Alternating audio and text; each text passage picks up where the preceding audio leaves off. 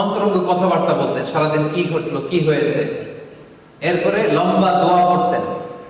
বিছানাতে যাওয়ার আগে হাত দুইটা একসাথে করে 3 কুল সূরাতুল ইখলাস, সূরাতুল ফালাক, সূরাতুন নাস 3টা পড়ে হাতে ফু দিয়ে মাথা থেকে পা পর্যন্ত মেসেজ সুবহানাল্লাহ পড়ে। মনে থাকবে?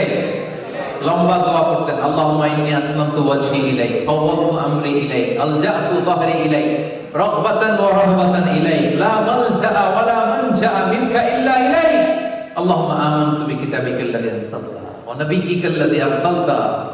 অনেক সুন্দর সুন্দর দোয়া, এগুলো অর্থ করতে গেলে লম্বা সময় লেগে যাবে। এরপরে আল্লাহুম্মা বিসমিকা আমুতু ওয়া আহইয়া বলে ডান কাতে ঘুমাতেন। কোন কাতে? ঘুমানোর সময় ডান হাতটা ডান গালের নিচে রাখতেন। সুবহানাল্লাহ পড়েন। এইভাবে ঘুমাতেন আখিরি জামানার পয়গম্বর বিশ্বনবী মুহাম্মদুর রাসূলুল্লাহ সাল্লাল্লাহু আলাইহি ওয়াসাল্লাম।